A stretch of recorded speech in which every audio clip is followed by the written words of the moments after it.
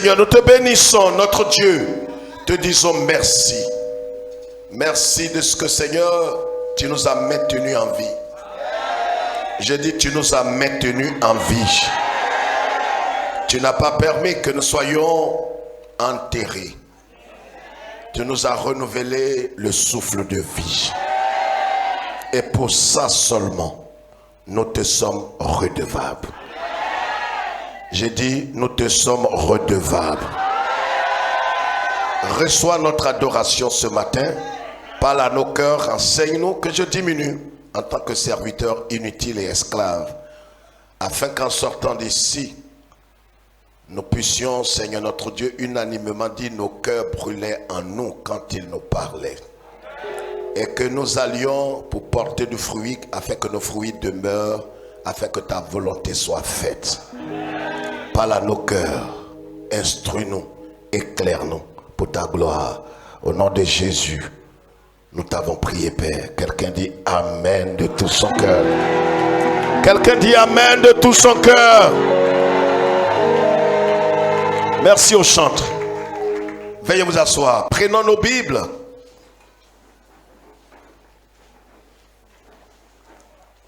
Asseyez-vous tous, même les serviteurs. Asseyez-vous. Tout le monde s'assoit. Je ne vais pas voir une seule personne debout.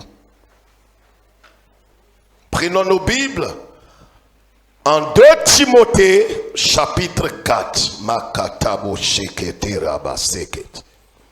2 Timothée chapitre 4. Nous lisons la parole de Dieu. Ceux qui sont... Prends ta Bible, ouvre ton esprit et comprends. Et ceux, quelques frères, des leaders, à cause de vous que nous sommes en direct dans ces 53 ou 54 pays, je voudrais que vous suivez attentivement. Ce n'est pas un culte ce matin, nous sommes à un sommet. Nous sommes comme à une pastorale. Donc si vous voyez que le message est trop fort, ce que vous pouvez faire, c'est d'éteindre votre télé ou fermer votre portable. Parce que ça va être très fort. 2 Timothée chapitre 4. Nous lisons à partir du verset 9 jusqu'au verset 15. Viens au plus tôt vers moi, car Démas m'a abandonné. Qui ça? Démas m'a abandonné par amour pour le siècle présent. Et il est parti pour Thessalonique. Crescens est allé en Galatie. Tite en Dalmatie. Luc seul est avec moi. Qui ça? Luc seul est avec moi. Luc et qui? Seul. Luc et puis seul. Luc seul et moi. Qui est resté avec Paul? Luc. Vas-y. Prends Marc et amène-le avec toi, car il m'est utile pour le ministère. Il est utile pourquoi? Pour le ministère. Vas-y. J'ai envoyé Tychique à Éphèse. Quand tu viendras, apporte le manteau que j'ai laissé à Troas chez Carpus. Et les livres, surtout les parchemins. Alexandre le forgeron m'a fait beaucoup de mal. Il a fait quoi? Beaucoup de mal. Est-ce que je parle à quelqu'un ce matin? Alexandre m'a fait quoi? Beaucoup de mal. Est-ce que ce n'est pas écrit? Même si tu ne sais pas lire, quand on parle, tu peux prononcer.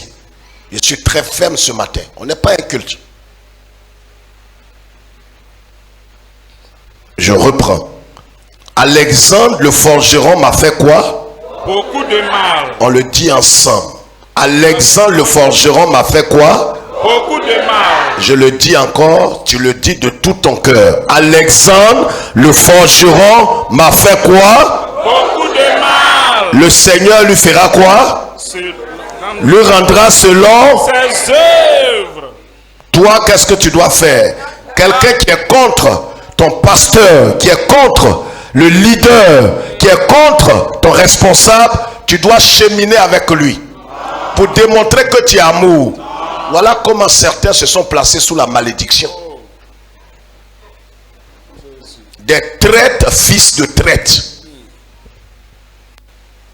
Asseyez-vous.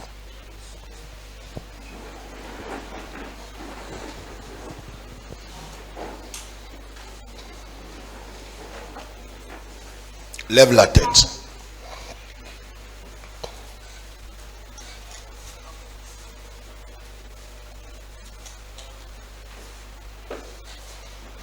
Voilà Saint Paul, serviteur de Dieu. J'ai dit de lever la tête, madame.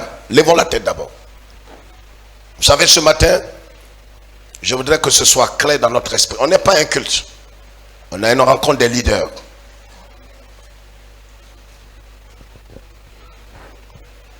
C'est une pastorale.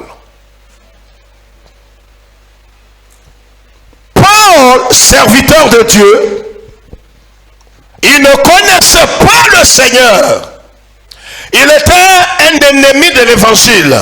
Il était un homme qui était opposé à Jésus.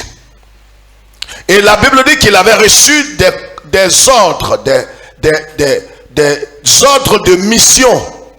Il allait, et c'est sur la route de Damas qu'il a été frappé.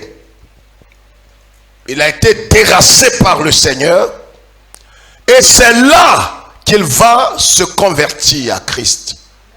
Et quand il s'est relevé, le Seigneur lui a dit une chose. Selon Actes chapitre 9, il lui dira: je t'ai choisi du milieu de ce peuple et du milieu de tes frères vers qui je t'envoie, afin que tu ouvres leurs yeux pour qu'ils passent des ténèbres à la lumière de la puissance de Satan à Jésus-Christ. Tu seras mon témoin fidèle. Voilà comment Paul, quand il s'est converti, il n'était même pas encore baptisé. Il n'était pas encore mis à part par le baptême. Il ne s'était pas encore identifié à Christ dans sa mort et sa résurrection. Et il a reçu le mandat divin. Il a reçu son ordre de mission. Paul a été appelé par Dieu. Ce Paul-là, qui a été appelé par Dieu, comme Dieu dans son principe, il ne travaille jamais seul, malgré qu'il soit omnipotent, omniscient, omniprésent. Dieu travaille toujours avec des hommes.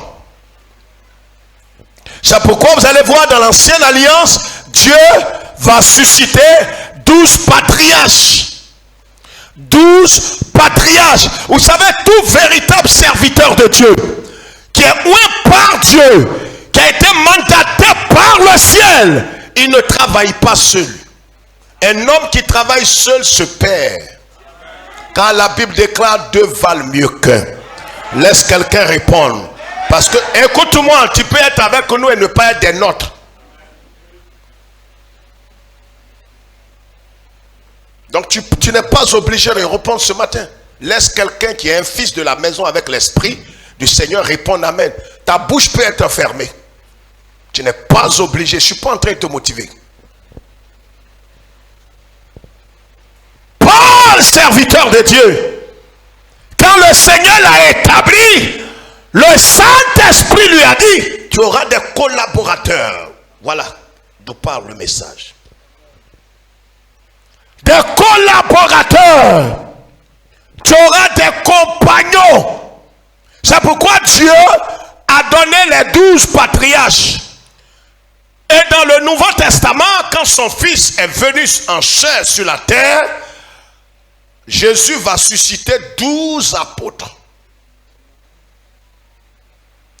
Moïse, qui n'avait pas compris au début, qu'est-ce qui s'est passé en Exode chapitre 18?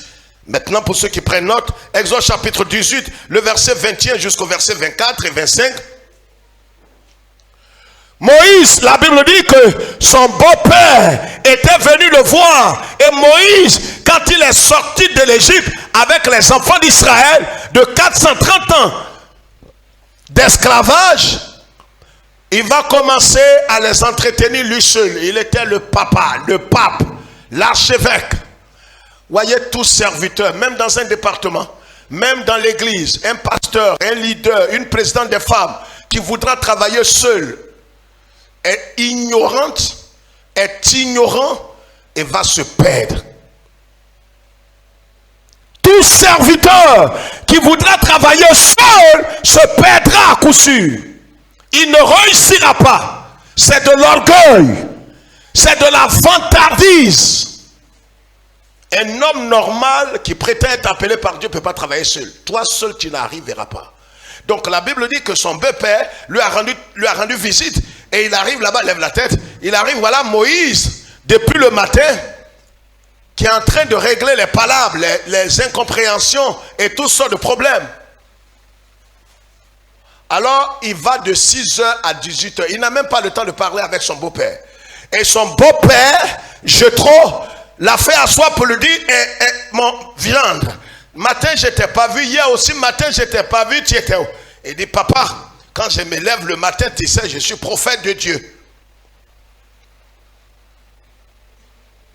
Je vais régler les problèmes du peuple.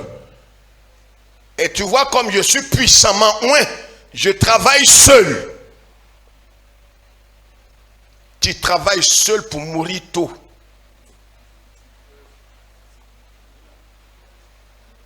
Tu travailles seul pour te perdre.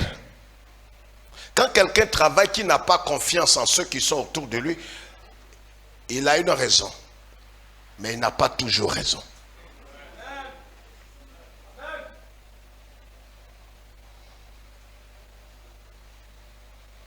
Jéthro, dis-moi, tu vois, Moïse, tu es mon gendre, mais je vais te donner des conseils. Tu vas choisir des gens qui vont t'aider dans la tâche.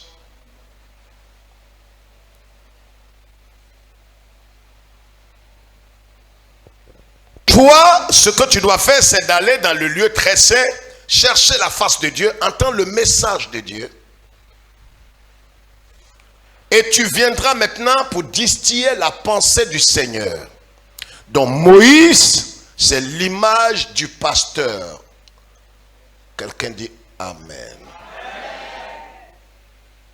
Donc le pasteur dans une assemblée locale, une église locale, est à l'image de Moïse. Lui, son travail, c'est d'aller chercher la face de Dieu, d'entendre la voix du Seigneur, de recevoir le message de Dieu et de venir prêcher la parole avec l'onction et de recevoir ce que la Bible appelle la nourriture spirituelle au temps convenable. Parce que la Bible là, tu peux prendre ça et puis venir parler et ça va aigrir le cœur des gens. Ça va les révolter. Et pourtant la Bible est la parole de Dieu. Mais si tu ne viens pas dire ce que Dieu t'a commandé de dire aujourd'hui, tout ce que tu vas dire va créer des ennuis aux gens. Donc la Bible, certains voient en cela, non, le travail des pasteurs, je ne sais même pas où est ce qui est compliqué dedans. Tu prends la Bible, tu ouvres, tu pries dessus, tu prends un passage, tu es fou. Tu es un fou. Tu ne comprends pas. On n'ouvre pas la Bible pour prêcher. Il faut que Dieu, dans toute la Bible, là, te donne une révélation. C'est la révélation qui éclaire, qui délivre, qui détache, qui oriente. On ne tombe pas sur la Bible comme ça pour parler. Qu'est-ce que Dieu t'a dit de dire aujourd'hui? Voilà pourquoi est-ce que la tâche d'un pasteur normal, si ce n'est pas un aventurier, c'est compliqué.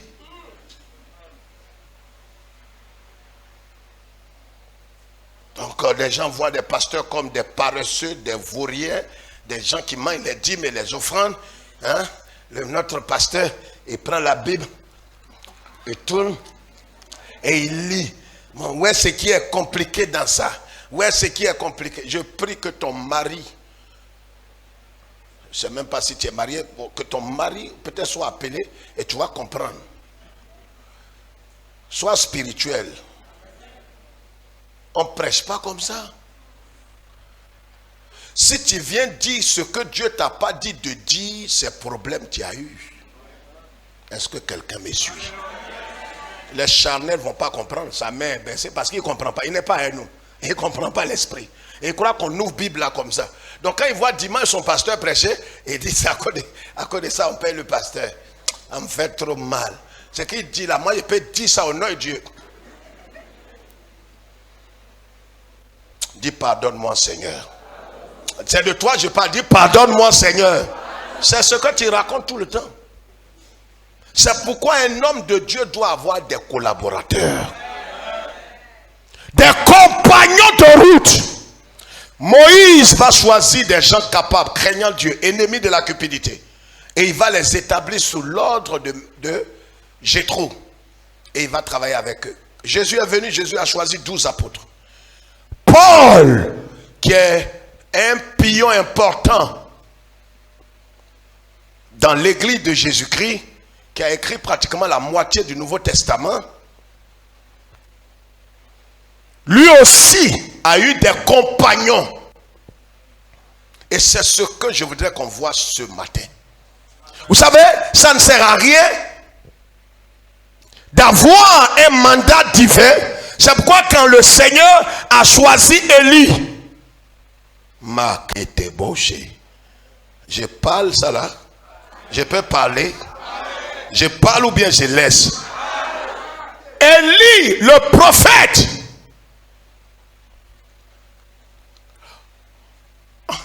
On ne sait pas où il est quitté. Le vieux là.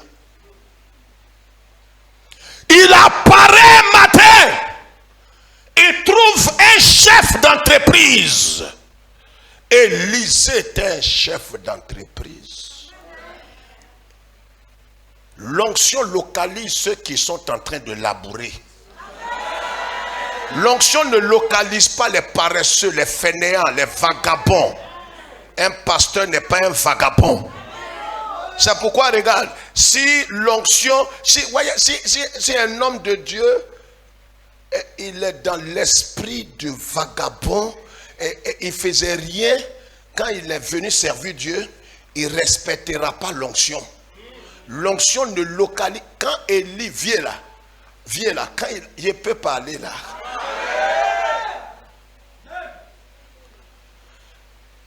Quand Baba là, il a trouvé petit là, Élisée, il était en train de labourer.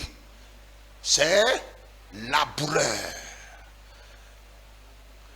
Il avait 12 paires de bœufs. À cette époque, quand tu as un bœuf, tu es chef. Lui, il en a 12. C'est un chef d'entreprise. Il payait des gens.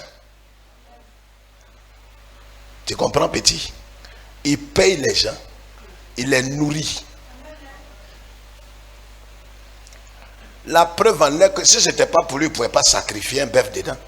Quand Viela est venu selon le rite hébraïque, quand quelqu'un vient qui met son manteau sur toi, tous les enfants hébreux et juifs, ceux qui ont connu le sacerdoce, ils comprennent ce rite. Quand on met un manteau sur toi, il n'y a pas un enfant en Israël qui ne connaît pas ça. Ça veut dire que lui qui a mis son manteau sur toi, il vient t'annoncer un message divin. Oh. C'est un rite. Et tout Israélite connaît ce rite. Quand on met un manteau là sur toi, c'est que tout ce que tu étais en train de faire doit s'arrêter. Tu étais chef d'entreprise, on sait.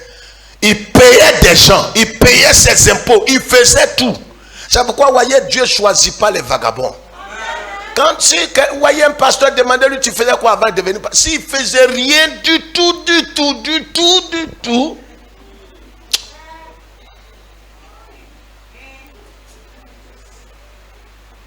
Amen.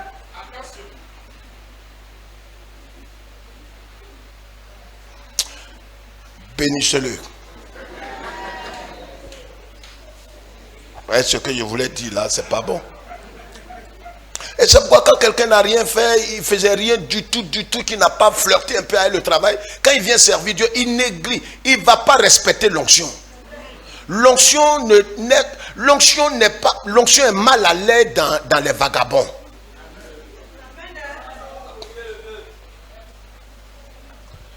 C'est pourquoi quand vient a trouvé petit là, il lui a dit, il a mis, c'est un message codé.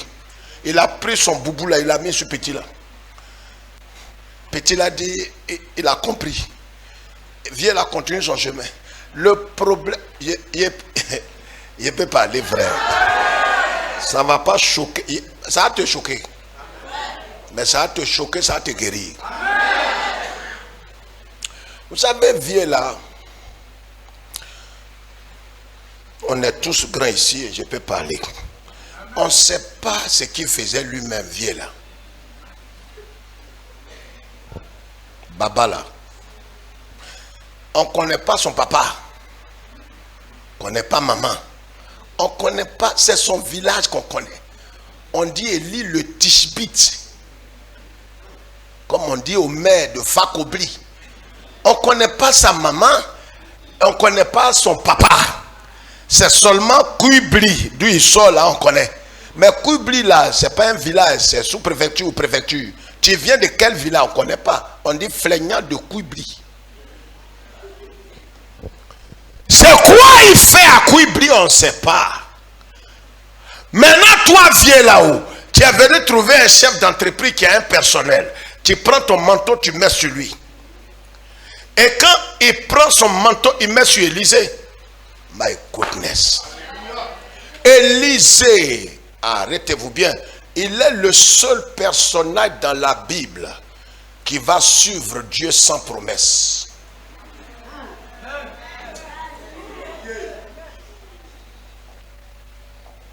On est à l'école des généraux. Baba Abraham, Genèse chapitre 12, Dieu lui dit, va, je vais te donner une postérité. C'est ça, vie là est parti. Il n'y a pas quelqu'un qui suit Dieu sans promesse. Le petit, l'homme dans la Bible que je connais, qui n'a pas suivi Dieu pour une promesse, c'est Élisée. Tu vas comprendre plus tard pourquoi il demande à Baba là, il faut donner double onction.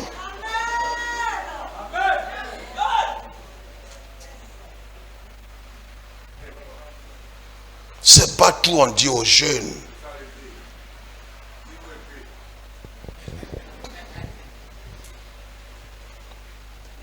Tu trouves quelqu'un qui est chef d'entreprise et tu poses un acte, tu lui dis de te suivre. Le rite que Élisée vient de poser, c'est une manière de dire, Élie vient de poser, c'est une manière de dire à Élisée, tu vas me suivre et tu vas être mon serviteur. C'est tout. Je suis en train d'aller quelque part pour que tu comprennes pourquoi est-ce que Dieu ne pourra pas te bénir et ne pourra pas travailler avec toi si tu restes dans cette mentalité de maître dans lequel tu te trouves. Un ouvrier, un serviteur doit comprendre sa position pour être béni par le Seigneur. Parce que plus tu t'engageras à servir Dieu, on ne sert pas Dieu pour être sauvé. On sert Dieu en signe de reconnaissance de tout ce qu'il a fait dans notre vie. Alors, c'est une manière de dire à Élisée, tu vas maintenant me suivre. Tu vas maintenant marcher dans mes pas. Mais quelqu'un est chef d'entreprise, il te suit là, vous allez où? Est-ce que quelqu'un me suit ce matin? Non, les pasteurs là, vous comprenez? Appel là, il y a des dimensions dans la Bible. Quelqu'un avait tout. Et puis Dieu le prend. Et Dieu prend toujours ceux qui sont occupés. Ça, c'est sa spécialité. Même quand il veut te donner quelque chose. À fort, hein?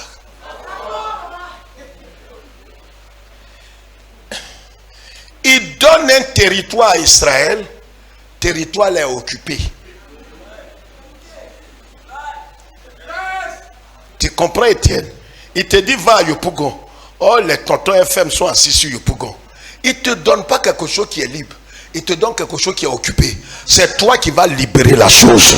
Oh, je pensais qu'un fils avait compris la révélation.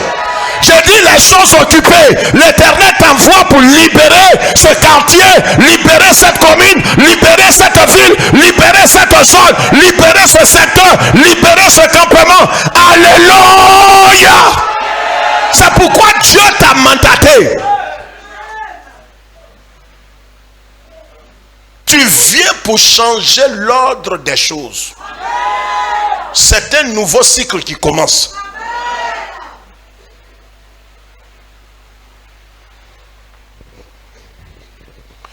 Quelqu'un déjà qui travaille, qui est chef d'entreprise. Ce que Élie vient de poser là, ça veut dire petit là doit le suivre partout. Il ne lui dit pas il va prêcher. Il ne vient pas pour prêcher. Il ne vient pas pour faire cure d'âme. Il ne vient pas pour lire la Bible. Il ne vient pas. Non, il le suit. Ça paraît bête. C'est pourquoi quelqu'un qui ne se met pas dans la peau d'un serviteur, il ne peut pas être utile. Quelqu'un qui n'est pas prêt à renoncer à son moi, à son titre, à son honneur, à sa petite dignité, il ne peut pas servir le Seigneur. Même s'il le sait, il ne sera pas utile. C'est pourquoi notre message ce matin, sois un ouvrier utile à l'œuvre de Dieu. Sois utile à l'œuvre de Dieu. Ne sois pas un ennemi. Ne sois pas un mercenaire. Ne sois pas un rebelle. J'espère que tu n'es pas dans l'église pour perturber l'église de l'intérieur, pour disperser les gens, pour t'opposer au message, t'opposer au conseil, t'opposer à ton pasteur. Tu finiras mal. Donc, Élie vient de dire à ce petit-là, tu vas me suivre partout. Mais je te suis là, c'est pour faire quoi? Il ne te dit pas. Élie ne lui a pas donné de promesse. Comme on a donné à Abraham, comme on a donné à Moïse, comme on a donné à tous les rois. Lui, il suit Moïse et suit Élie sans promesse. Il n'a rien à gagner. Il n'y a rien à l'horizon. Voilà le véritable serviteur. On ne suit pas Jésus pour attendre quelque chose. On ne le sert pas, même s'il a il a dit des choses. Nous, on le sait de tout notre cœur. Quelqu'un ne m'a pas compris.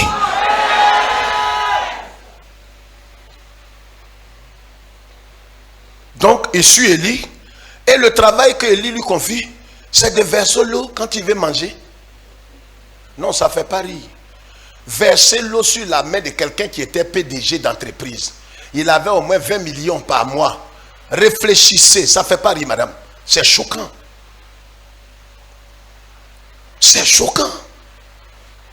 Quand on veut servir Dieu, si tu n'acceptes pas de renoncer à ta vie, mais tu ne peux pas être utile. Quelqu'un qui est chef PDG, 12 paires de bœufs, millionnaire. Et Élie lui dit, tu as compris ce que j'ai fait, suis-moi. Et si vieux là a des enfants, et ils le font asseoir pour dire, papa, tu vas où? Il dit, bon ben, mon fils André, oui, Kaleba, bon ben, je suis le tonton que vous avez vu là, cheveux blancs là, je le suis. Ça, non, ça ne fait pas rire, c'est bête. Tu le suis, vous allez où? Il dit, je ne sais pas. Ouais, le ministère, il m'en va là, je ne sais pas ce que j'ai mangé, il a commencé quelque chose, on veut m'envoyer ailleurs. Est-ce que tu es un mercenaire? Tu n'es pas un fils, tu n'es pas un serviteur. Un serviteur, là où il va, il ne sait même pas ce qu'il attend. Il ne sait pas s'il va s'en sortir. Mais sa vie est entre ses mains. Il a dit à ses enfants, on dit, mais papa, c'est fou. Dis-nous au moins quand même l'entreprise, tu l'es dans la main de qui? Tu l'es dans la main de qui l'entreprise là? Papa, c'est toi qui connais l'entreprise. Tu l'es dans la main de qui? Il dit, faites, je suis le vieux. Tu arrives là-bas, au lieu de te confier bon poste dans l'église là, il dit, non, c'est l'eau, tu vas verser sur la main du pasteur quand il veut manger. Mon petit, Koliba, oui, viens verser l'eau. Et tu envoies un SMS à tes parents, tu te demandes, mais papa, ça va là-bas? Il dit, oui, ça va. Et ton ministère, tu prêches souvent? Il dit, non, je ne prêche pas. Tu lis la Bible au moins? Il dit, non. Ah, d'accord. C'est toi qui diriges les cultes? Il dit, je ne dirige pas. Ah, mais on bénit Dieu pour l'intercession que tu fais. Tu ne fais pas intercession. Mais tu fais quoi? Ah, quelque chose. Que pour dire ça à tes enfants, même ça fait honte. Que quand notre pasteur, là, quand il finit de manger, Ça, je me verse l'eau quoi. Papa, tu as dit quoi? Maman, c'est papa qui parle. Il dit, il verse l'eau sur la main du vieux qui est venu l'appeler au champ là. Ça fait pas rire. C'est pas une Bible là, tu ne comprends pas. Je vais servir le Seigneur. Je vais servir le Seigneur. Tu t'entends? Est-ce que tu connais ce qui t'attend? Vous comprenez pourquoi les serviteurs utiles dans l'œuvre de Dieu, Dieu les préserve comme la prunelle de ses yeux. Pourquoi il les garde? À une pastorale, avec, je crois qu'à un séminaire ou quoi, quelque part, j'ai dit ça. Regardez, ceux qui sont à Orange, je ne fais pas publicité, ou bien MTN, ou bien Move. Nous là, qui travaille à Orange ici? Personne. Mais, qui est abonné à Orange? Ceux qui ont une puce Orange, tu lèves ta main comme ça, c'est quoi encore? Tu es toujours moitié-moitié. Il ne sait pas ce que le pasteur va dire s'il demande l'argent un coup. Lève ta main comme ça.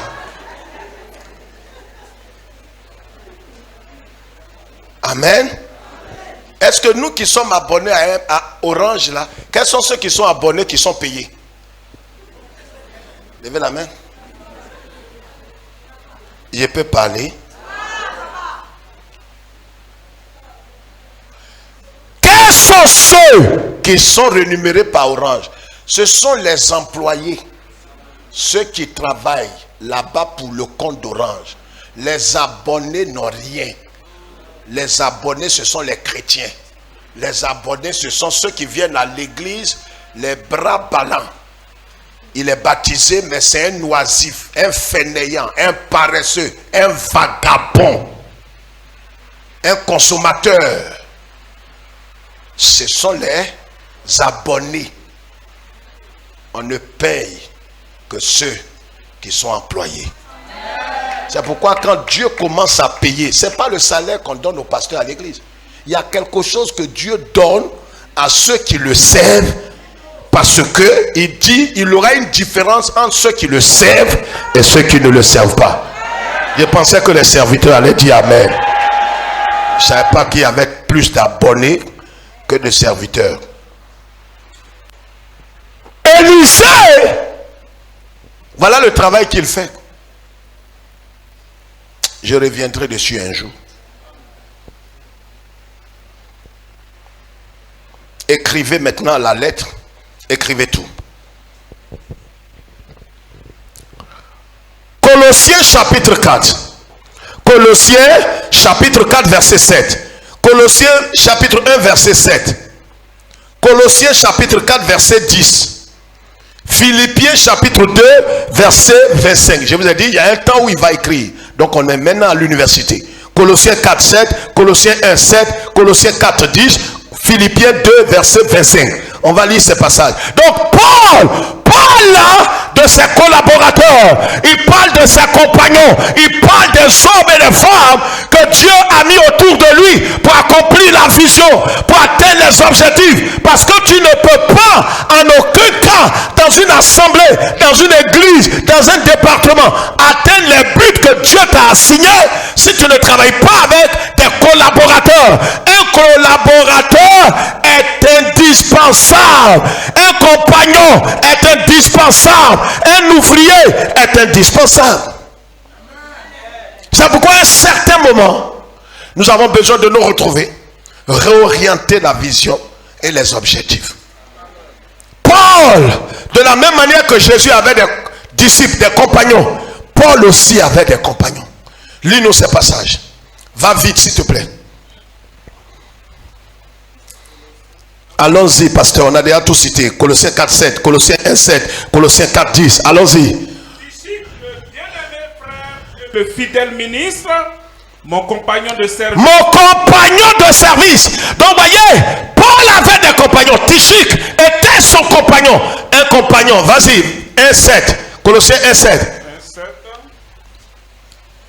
D'après les instructions que vous avez reçues d'Épaphras, notre bien-aimé compagnon de service. Mon autre bien-aimé compagnon de service. Donc là encore, on voit que qui Épaphras était quoi? Compagnon. 4:10. Allons-y très vite maintenant. Je vais accélérer. Aristarque, mon compagnon de captivité. Donc Aristarque aussi était un compagnon de Saint Paul. Quelqu'un comprend? Il dit Amen. Les compagnons peuvent dire Amen. Non, laissez les abonnés. Abonnés, taisez-vous. Je parle des compagnons de service qui sont avec nous. Les compagnons, dites Amen. Philippiens chapitre 2, verset 25. Allons-y très vite. J'ai estimé nécessaire de vous envoyer mon frère Épaphrodite. Mon frère Épaphrodite. Mon compagnon d'œuvre et de combat. Mon compagnon d'œuvre et de combat. Merci. Donc Paul avait des compagnons, des collaborateurs. Le problème, c'est que parmi ces collaborateurs que Dieu lui a donnés, il faut faire très attention. Vous êtes président des femmes de l'église. Vous êtes pasteur de l'église. Vous êtes le responsable du département du groupe musical, du département de l'adoration et de la louange du DAL de votre église. Vous aurez besoin des compagnons, des collaborateurs. Quand Dieu t'établit, Dieu ne t'établit pas pour que tu travailles de façon solitaire. Dieu t'établit pour que tu travailles avec des compagnons. Un compagnon, c'est qui au fait? Un compagnon. Terre à terre, c'est qui? Un compagnon, comme c'est dit, c'est celui qui partage avec d'autres personnes. C'est celui qui partage avec d'autres personnes la vie, les occupations ou le ministère. Donc si quelqu'un partage avec d'autres personnes la vie, le ministère, les occupations, des charges, alors on dit de cet homme, c'est un compagnon. Voilà mon compagnon. Le problème, le tout ne suffit pas d'être compagnon. Est-ce que le compagnon que j'ai peut m'aider à atteindre le but que Dieu m'a assigné? Est-ce que ce compagnon peut m'aider à rentrer dans la vision et à accomplir la vision? Parce que s'il ne peut pas m'aider, il va être un obstacle. Donc il y a plusieurs types de compagnons, de collaborateurs. Il y a des collaborateurs étourdis, charnels. Ils sont avec toi, mais ils ne sont pas de cœur avec toi. Tout ce qui peut le faire, en vérité, ils sont auprès de toi pour te nuire. Pour que tu échoues. Je prie que ce ne soit pas ta portion. Je dis, je prie que ce ne soit pas ta portion. À tous les niveaux. Là où nous sommes. Un pasteur de région peut être un compagnon étourdi. Un pasteur de zone peut être un compagnon étourdi. Un pasteur de secteur, la présidente des femmes, le président de la jeunesse, le responsable du groupe musical, le responsable des services d'ordre, le responsable de l'école de dimanche. Tous ces responsables qu'on a peuvent être des collaborateurs charnels, étourdis, ennemis du ministère. Mais vous savez, ces gens finissent toujours soit par se suicider spirituellement, soit par perdre leur âme. Je vais vous montrer dans la Bible. C'est pourquoi, si tu veux servir Dieu, sers Dieu de tout ton cœur. Ce n'est pas l'homme que tu sers, mais tu seras dans l'obligation de travailler auprès d'un homme. Et quand tu travailles auprès d'un homme, sois humble. Sois humble. Et toi, auprès de qui on travaille, sois aussi humble. Parce que si ton collaborateur est parfait, que toi tu lui crées des ennuis, tu vas payer tout ça de ta vie. On n'est pas en train de faire l'apologie et encenser les pasteurs ou les leaders. Nous tous, nous sommes concernés. Quelqu'un comprend ce que je dis? Donc il y a deux catégories véritablement quand on travaille auprès d'un leader, auprès d'un responsable. Ça peut être le responsable du groupe musical de l'église locale. Ça peut être la présidente des femmes. Ça peut être le président de la jeunesse. Ça peut être le pasteur de l'église. Mais regardez mon doigt. Monsieur au fond là-bas, regarde mon doigt. Quand on travaille auprès d'un leader, il y a deux choses qui arrivent. Soit tu reçois le manteau comme Élisée a reçu le manteau et il est devenu le plus grand serviteur parmi les prophètes, ou bien tu reçois la lèpre. Il y a deux choses. Et tous les pasteurs ici savent. J'ai dit à un pasteur un jour, un de mes pasteurs, il y a 7 ans, Je prie, fais très attention pour ne pas recevoir la lèpre. La lèpre, elle ne viendra pas physiquement sur toi, mais ça va te disqualifier dans tous les domaines de ta vie, dans le monde céleste. Quand tu travailles auprès d'un homme, soit tu reçois la lèpre qui te disqualifie, qui te maudit, qui frappe ta vie de stérilité dans tous les domaines. C'est-à-dire plus rien, même ton travail ne marchera plus. Tu auras des semblants de réussite, de succès, mais ce n'est pas ce que tu devrais avoir. La lèpre va tomber sur le traître. Et ça peut arriver à un ouvrier, à un leader, comme à un pasteur. Donc soit tu reçois le manteau et tu deviens meilleur, soit tu reçois la lèpre et tu deviens pire. Il n'y a pas milieu. C'est pourquoi quand on voyait quelqu'un, il dit, mais depuis on m'a nommé, les choses ne font que s'empirer dans mon foyer, dans ma vie. Demandez-lui, c'est quoi tu as reçu? Le manteau ou bien la lèpre? Et ce matin, chacun a quelque chose. Je vous le dis devant Dieu. Soit tu as la lèpre, soit tu as le manteau. C'est ce qui arrive. Il n'y a pas de milieu. C'est pourquoi sois honnête dans le service de Dieu. Sois loyal, sois sincère. Parce que tout ce que tu es en train de faire, tu payeras ça sur cette terre. Tu vas moissonner. Toi, tes enfants, ta famille, vous allez moissonner. C'est pourquoi il faut faire attention. Tu gères les enfants. C'est quoi tu leur enseignes? Qu'est-ce que tu enseignes? Tu leur inculques quoi? La connaissance biblique ou autre chose? Fais bien. Tu es parmi les jeunes. C'est quoi tu fais? Est-ce que ton travail prend le dessus? Ou bien tu trouves un temps pour servir le Seigneur, pour amener les jeunes à craindre Dieu? Tu es président de jeunesse. Et tous les jeunes que tu diriges, et tous leurs pantalons et sur leurs caleçons. Mais tu es un délinquant toi-même. Tu n'es pas un leader, tu es déchu, tu as la lèpre. Comment tu fais? Tous ceux que tu diriges ont leurs pantalons sur leurs fesses. Qu'est-ce que tu leur dis? Président des femmes, c'est quel message vous donnez à vos femmes?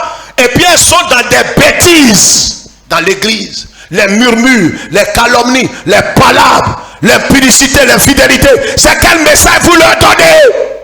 C'est quel message? Le ciel te jugera un jour. Soit tu recevras la lèpre, soit tu recevras le manteau. Si tu n'es pas honnête dans ton service, le monde entier saura et verra ton humiliation.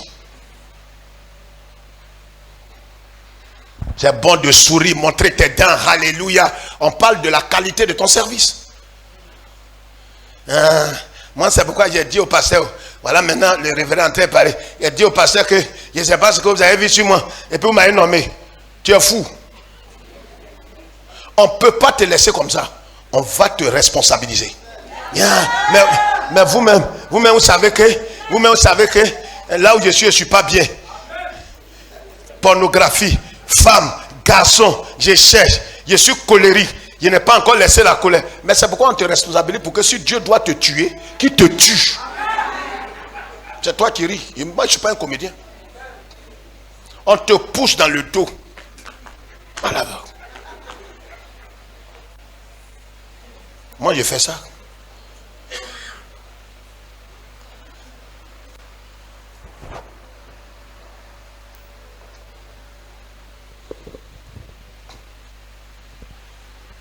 En 99, il y avait un frère qui était avec moi que j'ai amené au Seigneur. Et puis une dame. Je leur ai dit, on s'en va faire évangélisation à moi. Je dis, amen, amen. Il y a une fondation d'évangélisation. Ah, mais homme de Dieu, tu vas aller avec qui? J'ai dit, mais viens avec vous. Mais pasteur, révérend, même tu as confiance en nous, hein? Tu as confiance en nous, hein? Mais je sais ce que m'a fait de vous là-bas. Tu me vois comme ça, tu ne connais pas ce qui est dans mon cœur, hein? On est parti. Dis, ah mais pasteur, je ne suis pas prêt, je viens des choses, je viens de prendre mon baptême, Dieu. On va ensemble, madame. Ce n'est pas un choix. On s'en va, maman. on va dans le canton le plus sorcier. C'est là-bas toi-même, tu vas prendre au sérieux ta vie. Il m'a été livré. Ça veut dire on marche ensemble, mais tu ne me connais pas. C'est pourquoi on est ensemble, mais on n'est pas mélangés. Hein? Dis, ah, mais pasteur, moi, je ne sais pas, il était bien dit que je ne suis pas prêt. Tu n'es pas prêt, tu vas être prêt là-bas. Arrivé là, avant de partir à la veille, je savais, Dieu m'a parlé. Elle est venue me trouver, alors pasteur, je ne sais pas s'il y a quelqu'un qui est sûr, tout est, bon ben, voilà, je voulais te dire quelque chose. Comme demain on va à Mans, je voulais te dire quelque chose qui est sur mon cœur et là, il faut parler. C'est pas ce que tu as sous le lit là. Pasteur, comment tu sais ça? Il dit, je ne suis pas prophète, je vois. Je ne suis pas encore prophète. Et je vois. Ce qui est sous le lit là, c'est pour ça que j'insistais qu'on va partir. Et si tu ne laisses pas ça là-bas, ils vont te tuer. Tu ne vois pas comment je suis? Il dit, ah pasteur, pourquoi tu fais des choses? Elle est venue à un poudre. Poudre là, elle prend pour chercher, elle met sur elle, une grande dame. Ça, elle gagne mari. Elle cherche mari des gens. Si elle met ça sur toi, sur elle, que tu as flairé ça, si tu n'es pas dans Christ Jésus, tu l'as su. Tu ne sais pas pourquoi tu l'as su. Il dit poudre là. Ça est avec toi il y a longtemps? Oui, pasteur. Et c'est quand il dit, tu as dit qu'on va aller à Mans. Donc la peur m'a envahi. Et je ne sais pas si je vais revenir. L'autre garçon, je l'attends. Oui, révérend. Donc, je savais que tous vont venir. Bon, donc, en fait, tu connais ma femme qui est avec moi à l'église, je suis responsable, mais il ne faut pas me juger. Il faut dire que j'ai une petite chose. Tu vois ce que je veux dire? Ah, révérend, tu comprends? Je ne comprends pas. Non, ça veut dire que bon, ben, j'ai une petite chose là, une petite maîtresse que je gère. Une maîtresse. Maîtresse de quelle chose? De l'école? Une maîtresse. Non, mon révérend, il faut comprendre. On est des hommes matures. Maîtresse de quoi? De ce 1, ce 2? Il dit non, bon, au fait, je vais être clair avec toi, c'est une maîtresse, une copine. Et on t'a donné titre de diacre. Et c'est pour tout ça même que je suis venu. Si tu peux me sanctionner, sinon, là. Il dit, tu appelles la fille là, dis-lui qu'à compter d'aujourd'hui, je regrette de t'avoir connu, mets ça sur haut-parleur. Pasteur dit ça, je vais faire ça à la maison. Non, on fait ça devant moi. Oui, tu appelles. Oui, bon ben, oui, est-ce que tu es occupé là? Bon ben, je regrette de t'avoir connu. Et qu'est-ce qui t'arrive là? Qu'est-ce qui t'arrive? Continue! Je regrette de t'avoir connu et à compter d'aujourd'hui, c'est fini entre nous. Et là, demain, je vais à Mans comme ça. Ça t'a loupé. Tu n'es pas prêt, tu nous suis. Et tu ne veux pas mettre de l'ordre. Quand Élie a déposé manteau là, petit là, c'est l'ordre qu'il doit mettre avant de le suivre. Il dit, il faut mettre de l'ordre. Si tu me suis là, tu sais ce qui va t'arriver. Mets l'ordre et puis tu ne peux pas ne pas venir. Mais il faut mettre de l'ordre. Frère, tu dois mettre de l'ordre dans ton cœur. Je ne t'entends pas. Mets de l'ordre dans ton cœur. Éloigne-toi du mal. Tu es appelé à servir le Seigneur. Même si tu restes oisif, c'est plus grave. Rester sans rien faire, tu as gâté tout.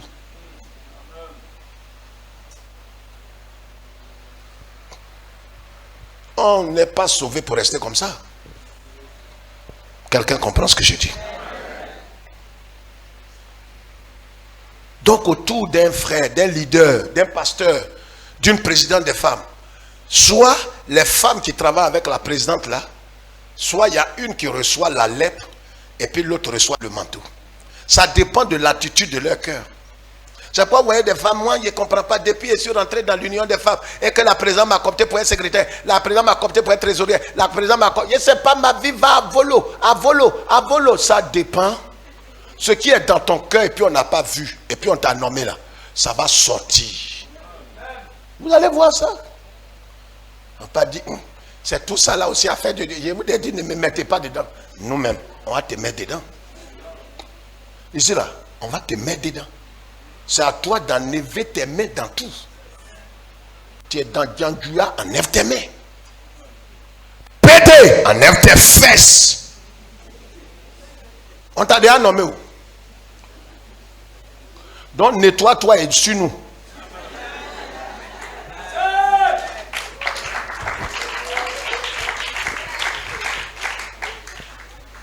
On est ensemble. Donc tout dépend de l'attitude de ton cœur. Alléluia. Alléluia. Le premier type de personne que nous allons voir s'appelle Démas. Mais Démas. Écrit Démas. Démas, l'apôtre Paul dit, Démas m'a abandonné par amour pour le siècle présent. Voici le premier groupe de personnes, premier type de caractère, premier type de collaborateurs, de compagnons que vous pouvez avoir dans l'église auprès d'un pasteur ou auprès de la présidente des femmes, président de la jeunesse, président du groupe musical, président de la chorale, président de la monitrice. Il peut avoir des masses. C'est pourquoi dans le service que vous êtes en train d'exercer, faites très attention. Démas, comme dit Saint Paul, à un certain moment du ministère, nous pouvons avoir des collaborateurs qui à un certain moment croyaient en toi. Démas croyait en Paul. Il marchait avec Paul. Il servait Paul. Il servait le Seigneur au travers de Paul. Mais quand ils ont mis Paul en prison, il s'est demandé, mais comment toi tu es un homme de Dieu puissamment? Oui. Voilà comment les Démas deviennent des gens qui étaient honnêtes. Ils deviennent des occasions de chute. Voilà comment des gens qui étaient sincères, qui craignaient Dieu, qui aimaient le Seigneur, qui étaient humbles, ils deviennent un obstacle. C'est-à-dire, ils travaillent avec toi, auprès de toi. Et à un certain moment, il remarque ou elle remarque que, mais, pasteur, bon, moi je ne comprends pas, c'est pas que je doute. Ça fait 7 ans que je suis avec toi.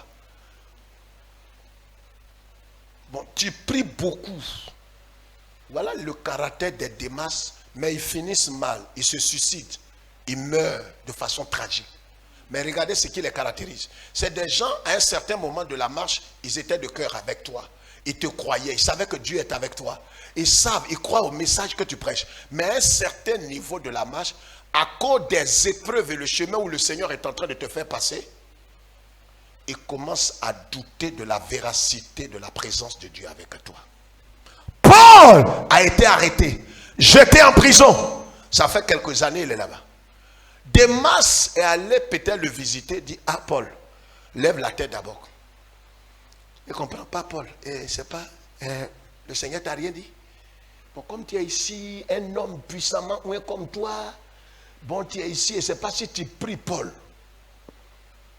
C'est des disciples qui vont t'interpeller. Pasteur, est-ce que tu pries beaucoup? Parce que, pasteur, prie. C'est ton disciple qui fait ça. Non, ça ne fait pas rire, frère.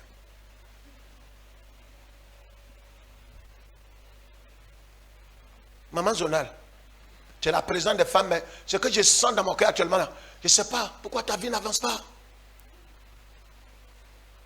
On est avec toi, tu es notre présidente. Mais jusque-là, moi, ça me gêne de demander comment maman zonale, maman régionale, toi, tu es notre maman et tu ne fais pas enfant.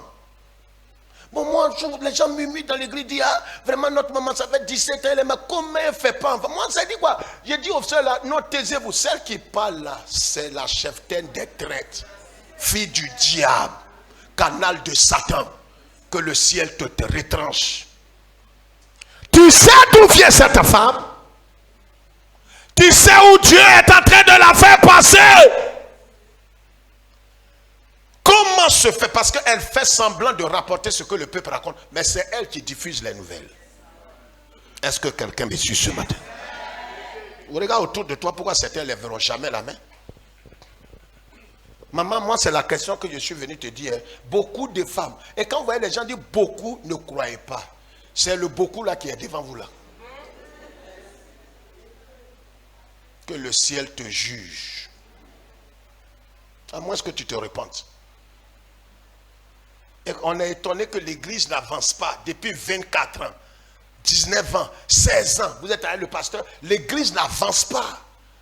Même un petit terrain, on n'a pas encore acheté.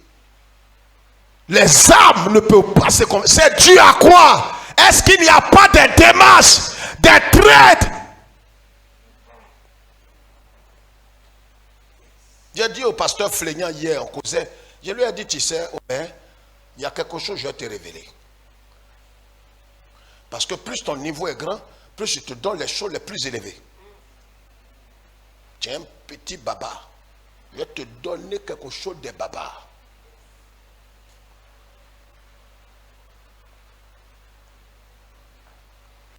Tu vois, le Saint-Esprit que Jésus a répandu le jour de la Pentecôte, rien ne résiste au Saint-Esprit. Satan, si vous trouvez ça dans la Bible, venez me voir. Satan ne peut pas empêcher le Saint-Esprit d'agir dans toute sa force.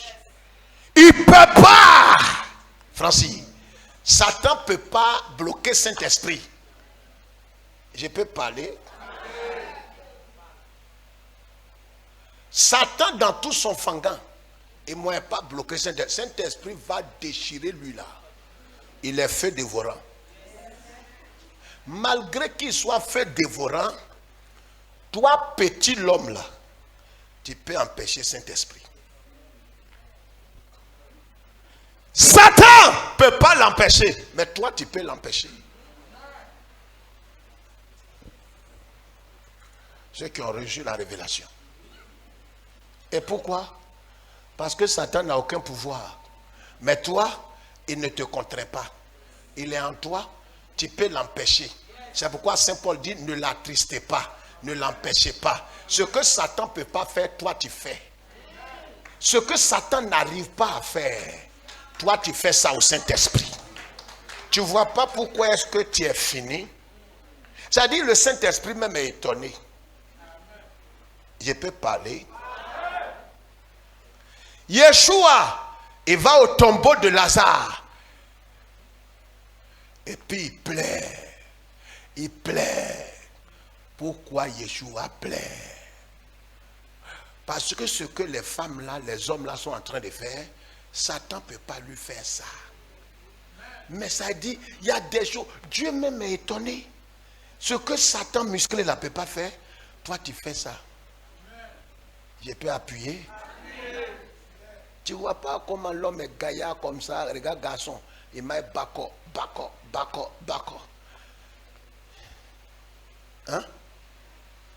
Cramo, tu es là? Tu as 62 ans. La fille là, elle a 30 ans. Toi, tu es commandant.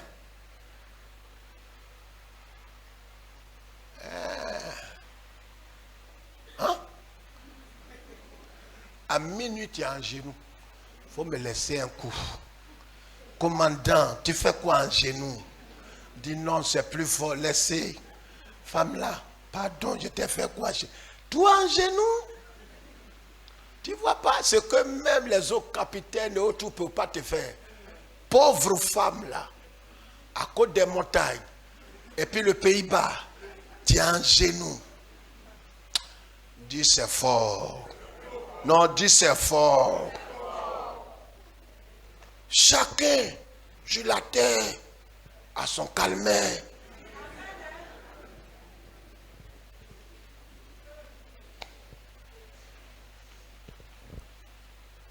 Tu vas voir un monsieur, il parle beaucoup, sa femme, le chéri. Après le culte ici, souvent on voit des choses. Hein. Le frère qui criait là, oui, allez, asseyez-vous là, asseyez-vous là. Oui, chéri, oui, allez. Bon, donc, on va remettre la réunion là. On dit, tu es responsable, tu vas. Non, non, non, ma femme m'a appelé. C'est un mal. Non, vous n'avez pas la révélation. Non, non, non, vous n'avez pas. C'est un mâle, mais qui en vérité a la peau de mâle, mais à l'intérieur c'est une femelle. Ça c'est une autre dimension de message. Dimanche va mettre en doute la présence de Dieu dans ta vie. Et aller jusqu'à dire à Paul, Paul, Dieu est avec toi, tu es en prison, ça fait 3 ans, c'est quelle onction qui n'est, ou bien l'onction a diminué. Tu vois, tu as fait jusqu'à les sorciers t'ont eu. Tu vois, pasteur, quand je te parlais, tu vois, moi je ne comprends pas, je sens un esprit de dragon sur maman. C'est sur ça toujours ils vont. C'est eux qui troublent les pasteurs. Et beaucoup de pasteurs ont divorcé pour aller prendre des femmes de ministère. Il n'y a pas femme de ministère. C'est pourquoi si un chrétien veut se marier, et tu es appelé, que tu dois te marier, ne cherche pas femme qui est appelée. Tu vas te suicider. On ne marie pas femme de ministère. On marie une femme qu'on va aimer, qu'on va chérir. Qu'est-ce qui va se passer? Demas a mis en doute. Et il a dit à Paul, mais elle les appelle, et les font, et les aide, et autres. Paul dit, je suis en prison. Il dit, si tu sors, tu ne me verras pas. Parce que moi, actuellement, honnêtement, ce n'est pas que homme de Dieu, apôtre. Au début du ministère, je te croyais. Mais depuis un certain temps, surtout que tu n'as pas eu d'enfant avec ta femme, le Saint-Esprit m'a dit, tu vois, si j'étais vraiment avec lui, pourquoi est-ce qu'il n'a pas le minimum qui est là? Et puis tu vois sa vie sociale, les choses n'ont pas été, tu vois, et c'est pourquoi. Donc, pasteur, vraiment, je suis désolé, mais je pars de l'église. Mais avant de partir même, depuis un certain temps, il est avec vous. Mais il met blocage dans tout. Il mélange l'église. Comme on mélange sauce. Il va chez celle-là, ou bien il va chez celle-là, elle parle. Elle va chez celle-là, elle parle. Elle va chez celle-là. Mais ne dites pas que c'est moi. Hein. Ne dites pas que c'est moi. Hein. Ne dites pas que c'est moi. Hein. Ben, si mon nom sort dans ça, on se connaît dans l'église. Il ne faut pas mon nom va sortir. Moi, quand il y a des choses secrètes, je vous dis. C'est pas ma copine qui te dit. C'est-à-dire, ils sont des copines pour nuire l'église et nuire l'image du pasteur. Ça, ce n'est pas un ministère. C'est Demas qui fait ça. Dis Demas. Dis-le fort. Donc, ils sont prêts à nous à t'abandonner. La fidélité, la loyauté, l'honnêteté ne sont pas dans le cœur. Demas fait partie des personnes qu'il ne faut jamais forcer pour les garder. Ne gardez jamais les Demas. Quand quelqu'un vous dit, je m'en vais de l'église, demande-lui c'est pour quelle raison. Mais ne le force pas pour le garder. Beaucoup de pasteurs ont voulu faire ça à moi ici. Non, le vieux, il y a un tel qui veut partir. Laissez-le partir. Il se croit plus amour. Mais tu n'es pas plus. Toi, tu as un œil. Moi, j'ai 2 yeux. Non. Souvent, quand on dit ça, les gens interprètent mal. Il a réfléchi avant de dire il s'en va. S'il vient pour te dire il s'en va, libère-le. Le jeune homme riche, quand il a dit à Jésus, je ne pourrai plus te suivre. On dit il est riche. Dans la Bible, quand on dit quelqu'un est riche, on ne peut pas quantifier son argent. Mais Jésus, il est fou ou bien quoi? Il peut dire au jeune homme là, bon, même si nous, pasteurs, je ne connais pas un pasteur évangélique qui va laisser partir lui là. Un multimilliardaire, il a au moins peut-être 800 milliards dans son compte. Et il vient et dit, pasteur, j'ai 2 femmes, mais je vais prendre la 3e. Les marier légalement. Je vais garder mon titre de diacre dans l'église. Mais bon, pour la construction, je crois qu'arrêter les cotisations. Je vais mettre 2 milliards. Donc, pour mon mariage, là, essayez de voir comment vous allez célébrer. Donc, un pasteur qui dit les garçons n'a qu'à lever son doigt pour dire il ne va pas faire. Vous voyez comment l'église évangélique va très mal? On a des pédés dans l'église, des bains-fouets, des sorciers, des sociétés, des agents de société sont dans l'église, ils sont nommés. Parce que le problème est que ce monsieur-là, si tu as enlevé son titre, mais il va avoir son argent ailleurs. Que Dieu me juge. C'est pourquoi je ne pourrais pas être riche. Parce que tu donnes tes fesses à ton ami garçon. Il y a longtemps, on t'a chassé comme chien. Tu es tout. Ton argent, donne à ton père et à ta mère. On mange à la sueur. Il faut parler. Parle, tu me regardes. Ou bien c'est pour toi, là, c'est ici tu manges. On mangera à la sueur. Et non des. Mon front transpire ou bien ça ne transpire pas. C'est pourquoi après ça, je mange.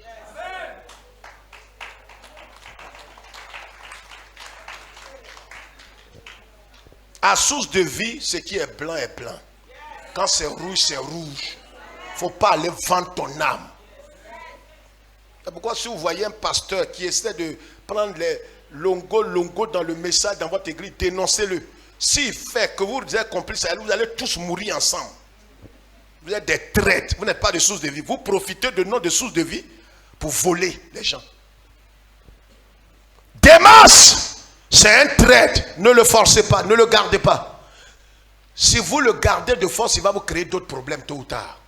Demain, c'est parti. Paul n'a pas envoyé des gens pour aller le chercher. C'est pourquoi quand le jeune homme riche partait, Jésus a dit, la Bible dit, Jésus l'ayant regardé l'aima. Regarde, Dieu peut t'aimer sans pouvoir faire quelque chose pour toi. Parce que Dieu ne force pas les gens. L'amour de Dieu seul ne peut pas te sauver. Si toi tu ne veux pas, il ne peut pas te sauver indépendamment de ta volonté. Donc le jeune homme riche là, quand il partait, Jésus le regardait. Mais Jésus n'a pas couru. Si c'est nous, pasteurs évangéliques, on ne peut pas laisser lui là. On court derrière, on envoie d'abord un diable, on va pousse-le. Dis-lui de revenir. Qu'est-ce qu'on a dit de grave?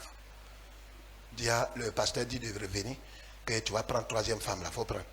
Seulement, il ne faut pas faire beaucoup de bruit. Demandez à un pasteur s'il dit qu'il ne peut pas faire ça. 800 milliards. Des masses. Vous savez, dans la vie d'un leader, d'un diacre, d'un ancien, d'un pasteur, il y a des gens que Dieu ne voudra pas qu'on les cite, qu'on cite leur nom. Quand on va parler de ce que Dieu t'a fait dans ta vie. Il y a des gens que Dieu ne voudra pas qu'on cite leur nom. C'est pour ça qu'à un certain moment, Dieu permettra qu'ils partent. Pour que le jour de ton couronnement, on ne les cite pas avec toi. Si quelqu'un a compris, dit Amen. Non, si laisse quelqu'un dire Amen. La deuxième personne, c'est Luc. Je vais vite. Luc. Il dit Luc est resté avec moi. Luc est un compagnon. Démas est un compagnon. Mais donc il y a des compagnons qui t'abandonneront, des compagnons qui vont te rejeter, des compagnons qui vont te torpiller, des compagnons qui vont chercher à détruire ta vie, détruire ton ministère, détruire ta carrière. Mais ils sont avec toi. Ils ne partiront pas comme ça. Ils feront les tournées avec toi. Tu vas convoquer une réunion des ouvriers. Ils sont là. Tu es président des femmes. Tu vas convoquer les femmes. Elle est là. Elle est scellée. Mais elle n'est pas de cœur avec toi. C'est elle toujours qui va dire les femmes murmurent. Tu ne comprends jamais cette affaire. Et tu ne vois pas les femmes qui murmurent. Ah, les chantes là boutent beaucoup, hein, responsable. Dis-moi le nom.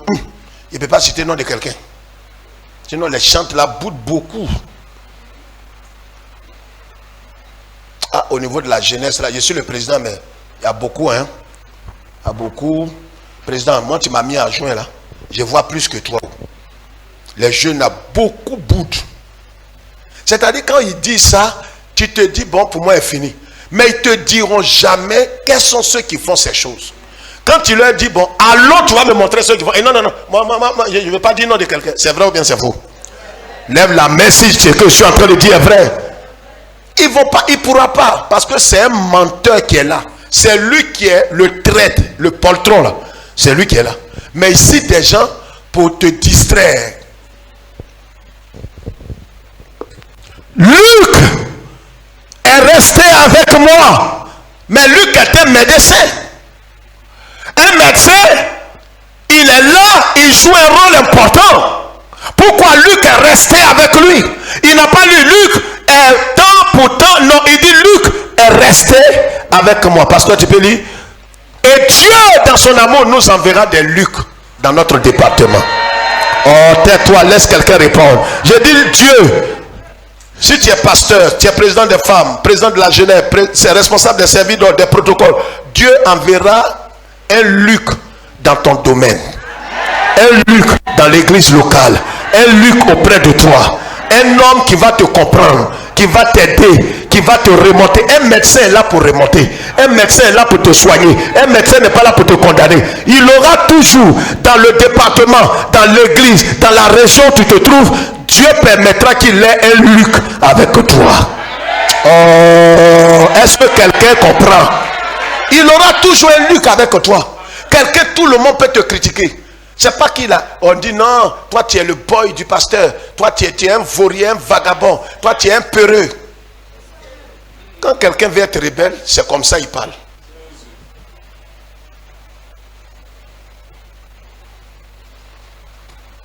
Toi, mais on dirait que tu as peur du pasteur. Hein?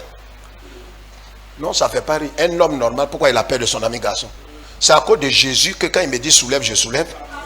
C'est à cause de Jésus-Christ. Sinon, si ce n'est pas Jésus, Qu'est-ce que moi je vais dire? Peut-être à qui ici? À Francine ou bien à Jean-Claude. Regardez Jésus ce qu'il fait. Pierre est plus âgé que lui. Pierre est marié, il a une belle-mère. Jésus avait 33. Pierre est un vieux de 60 ans. Ils s'en vont à la croisade, les gens mangent pain. Certains ont fait café Agni, café Wabert, café Temps. On prend pain là, on met dans le sucre. Ils mangent. Quel café baoulé? Alors, les gens ont mangé pain là, il reste. Et vous savez que quand pain est mouillé, et puis il est jeté à terre, Jésus vient, regardez ce que Jésus fait. Tu sais, quand tu n'as pas l'esprit de serviteur, tu ne réussiras pas. C'est pourquoi regardez même les pasteurs. Quelqu'un qui n'a pas renoncé à lui, qui n'a pas connu le message de la croix, le message de l'évangile, il ne réussira pas. Ce qu'on voyait réussite là, va se retourner. C'est pourquoi certaines églises peuvent te coller. Mais tu peux être gros, mais tu es anémique. Non, ce n'est pas un débat. Tu es gros, mais tu es anémique. Il y a des églises comme ça. Et si l'église dans laquelle vous êtes, source de vie, est gros, mais ce n'est pas purifié, les gens n'ont pas une foi pure et sainte avec le message de la croix, doutez. Grosseur que vous avez là, ce n'est pas vraie grosseur, ce n'est pas vraie croissance. Parce qu'un homme qui est en bonne santé, c'est un malade qui s'ignore.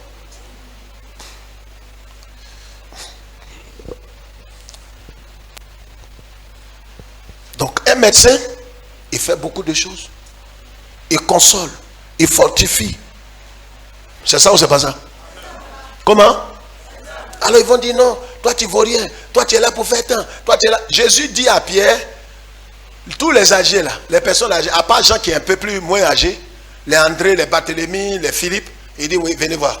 Mais les gens ils sont venus à leurs parents, peut-être leurs femmes sont dans la foule. Hein?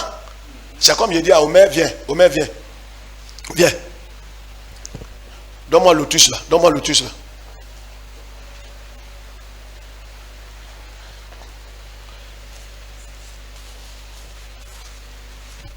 C'est bon. Et puis, hein, j'ai dit à qui est là encore avec sa femme? Tagro. Viens. Et puis je les appelle. Ouais. Je les appelle. Ceux qui sont là disent, oh, ça c'est bonne nouvelle. Peut-être papa va leur donner bonne nouvelle. Hein? Et papa va leur donner vraiment bonne nouvelle. Obed, là, voilà sa femme qui est là. Lui vient, regardez sa barbe qui est devenue blanche. Lui aussi, sa barbe blanche. Leurs femmes sont venues saper. Et puis je suis là, je leur dis, bon ben, donne-moi l'autus là encore, Claude. Hein? Bon, donc, voilà, vous êtes là, arrêtez-vous là, vous êtes bénis. Vous êtes en costume, bien habillé. Voilà, votre ministère, c'est de ramasser à chaque fois que je jette. Allez, mettez-vous au travail. Donc, comme Jésus a dit, hein, et le Seigneur dans son amour, il est merveilleux.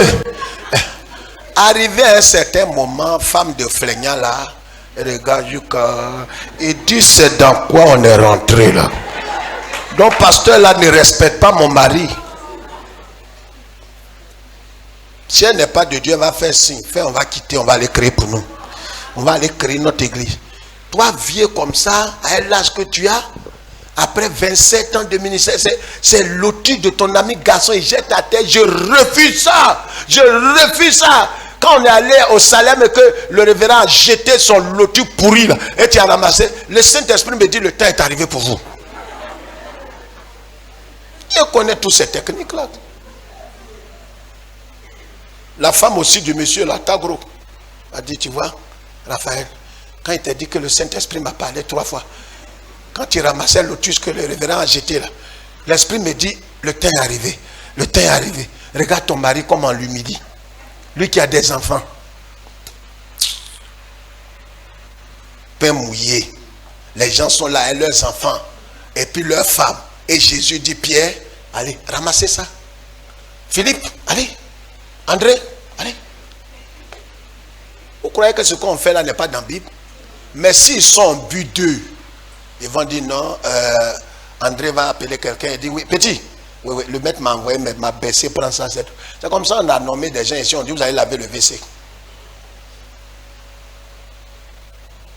Ils s'en vont chercher des sœurs pour laver le WC. Mais ils ne savent pas que c'est un jugement qui est contre leur vie.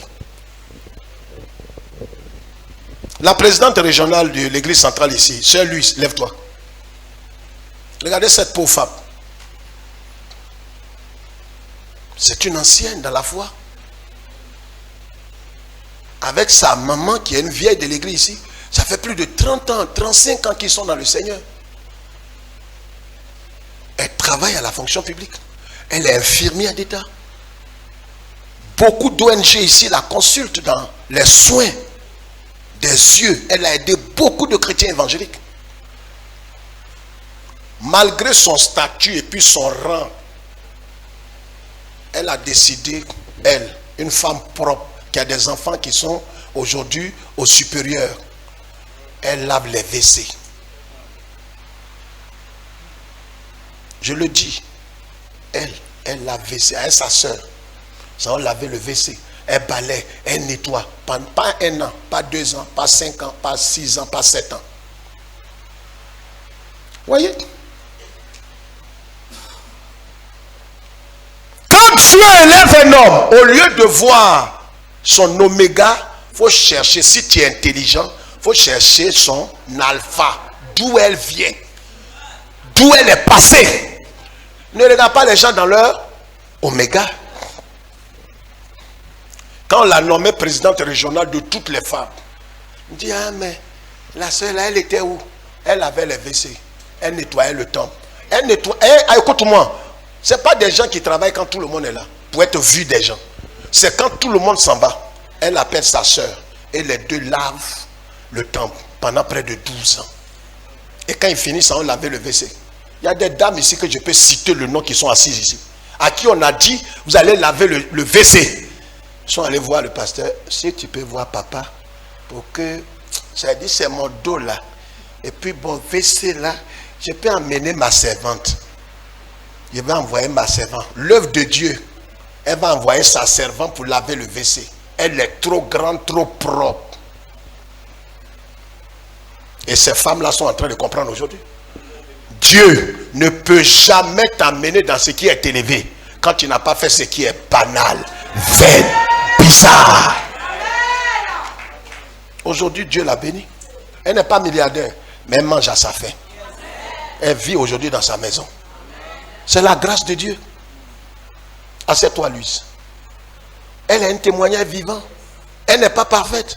Mais quand tu commences, comment Jésus, toi tu commences ministère, et des vieux comme ça, tu dis de ramasser pain, que les enfants ont mangé, des gens ont mangé. Ça, mais comment sa femme va le regarder, lui là? Mais Jésus fait exprès. Si tu ne ramasses pas, tu ne peux pas être élevé. Aujourd'hui, vous établissez des gens, toi tu vas faire ça. Moi, papa, tu dis quoi? Il est balayé et puis fait quoi? Et l'offrande là, j'ai fait formation de comptable. C'est quand même tu es un homme comptable dans l'église qui vole. Si vous voyez quelqu'un qui vole mal, c'est pas qu'il connaît les rouages. Ici là, on a acheté le terrain, on a fait le plan du temple, on va construire bientôt. La maquette est prête. On attend le permis de construire.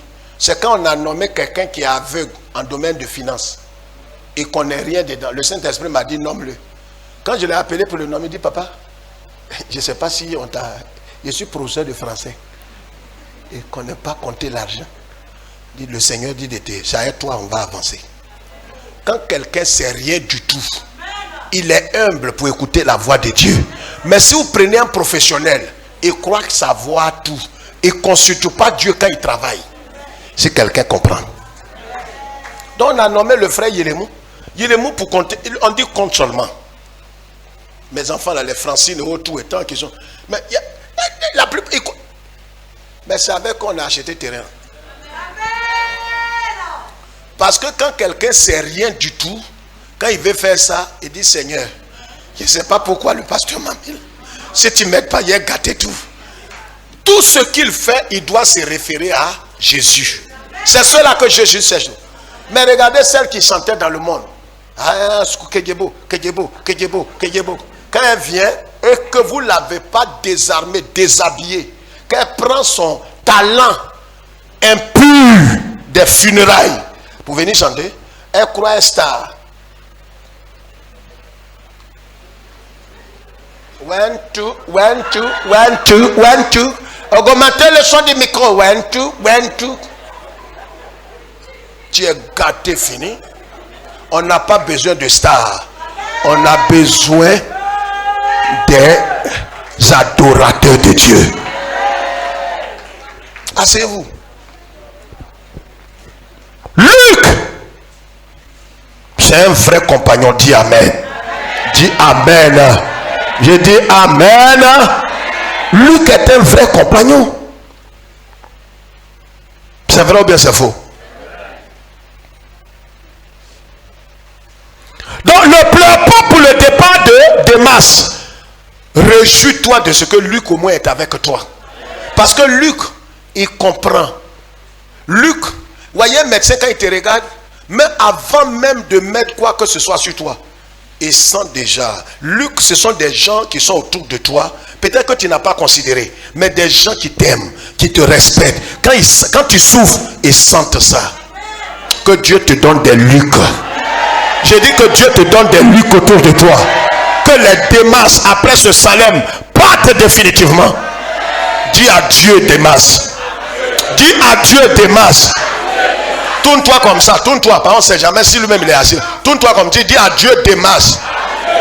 Toi aussi tu es derrière là-bas, fais aussi adieu devant ici. Dis adieu Démas. On ne sait pas où Démas est assis. Donc on se dit les adieux. Amen. Que Luc soit béni. Il cherche à savoir qu'est-ce qui ne va pas chez son leader. Il ne cherche pas à exposer son leader. Il ne cherche pas à dénigrer. Il ne cherche pas à le vilipender. Luc, il cherche à consoler, à fortifier, à restaurer. Il sait que c'est difficile d'être pasteur, difficile d'être président de femmes, difficile d'être président de jeunesse, difficile d'être trésorier. Donc il te console, te fortifie. Il dit responsable, ces derniers temps je sens que tu ne te sens pas. Mais prends courage. Le Seigneur est avec toi. Je ne te juge pas. Ça va aller, responsable. Tu as besoin des gens comme ça. C'est vrai que tu as besoin aussi des gens qui te disent tant, mais tu as besoin des médecins, d'un Luc qui te comprend. C'est pas que tout ce que tu es en train de faire, il supporte tout.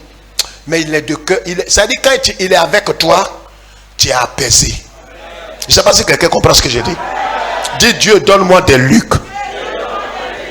Luc, c'est la dimension de la sanctification. Luc croit en vous. Mais vous voyez, il est limité. Luc, c'est quelqu'un qui s'est séparé du monde. Il est mis à part. Il est rempli de compassion. Il est rempli d'amour. Il est rempli de discernement. Mais il est limité. C'est pourquoi le troisième type de personne, c'est Marc. Luc est le type de la sanctification. Mais Marc, qu'est-ce qu'il dit? Qu'est-ce qu'il dit? Il dit quoi? J'ai envoyé.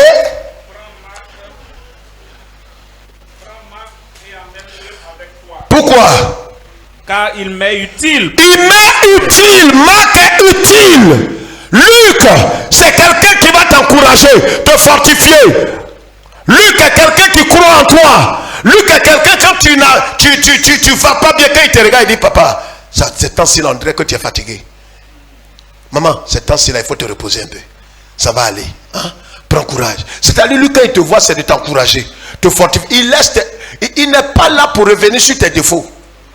Mais il l'aime, il croit en toi, mais il est limité. Il y a des choses dans le ministère, il ne peut pas faire. Lui, il t'encourage. Marc, c'est la dimension de la consécration. J'espère que tu prends note. Hein? Si tu sais lire, écrire, que tu ne prends pas note, c'est que tu es en train d'enregistrer ou bien chose. Si ce n'est pas le cas, vraiment libère le tabouret.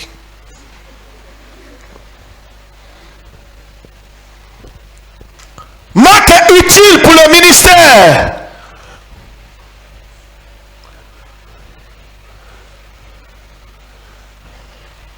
Marc est la dimension du 13e disciple, Makata Yeboche, il est dans la dimension de Joseph d'Arimathée.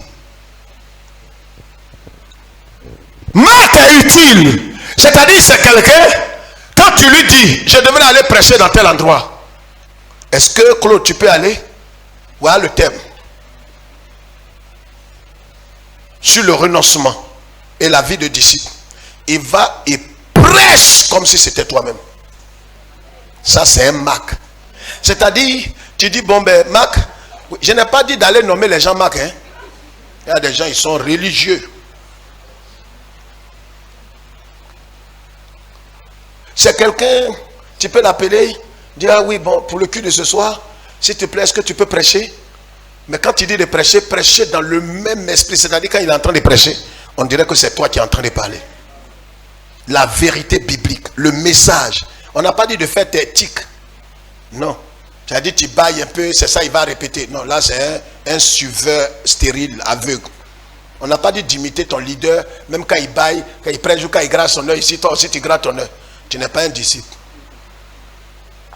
Tu es une photocopie pâle. Un disciple ne répète pas tout ça.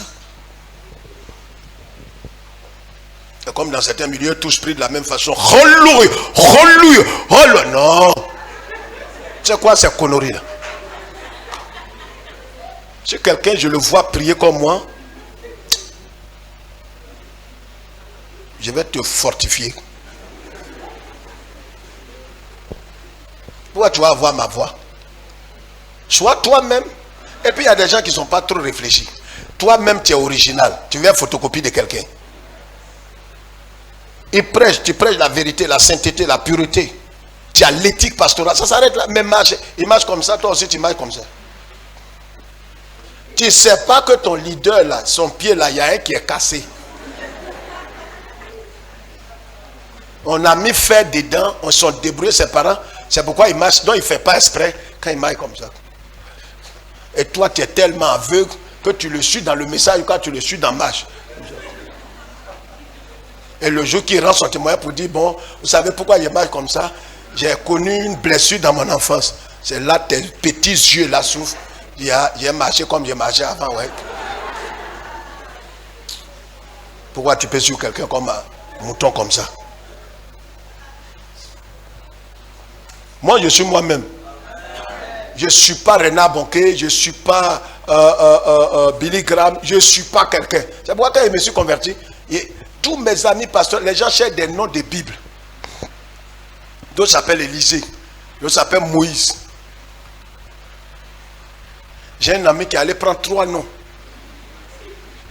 Daniel, Élisée. Et puis il a mis dessus Paul. Il me dit, Kwame, tu ne changes pas ton nom? Ben, il y a l'onction dans le nom. Hein. Je comprends. Mais je suis Kwame Feli. Il dit, mais Kwame Feli, là, ça ne va pas quelque part. C'est ça que je porte. Je ne ressemble pas à quelqu'un. Je suis moi-même. C'est pourquoi quand je prêche là, ce que je fais là, c'est naturel. Je n'imite pas quelqu'un. Si tu crois c'est ça, je ne vais pas devenir comme ton oncle.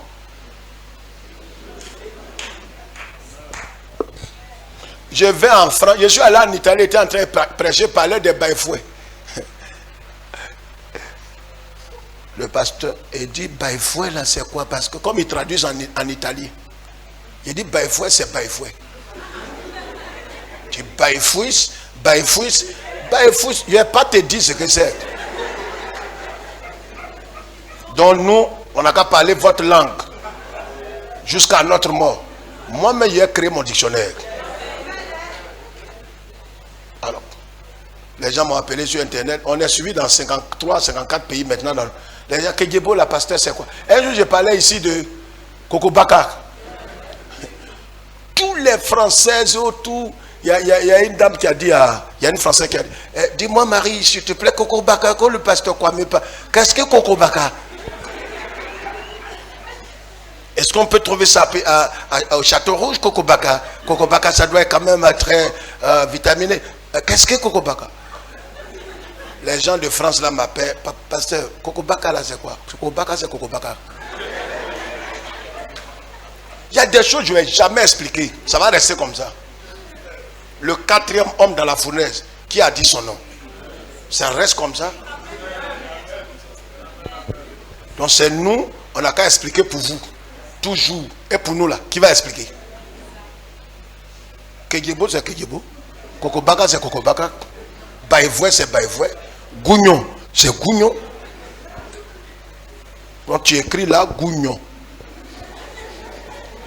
Et ceux qui sont les Gougnons sont les Gougnonistes.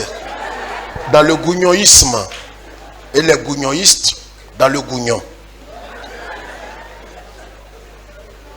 Au commencement était la parole.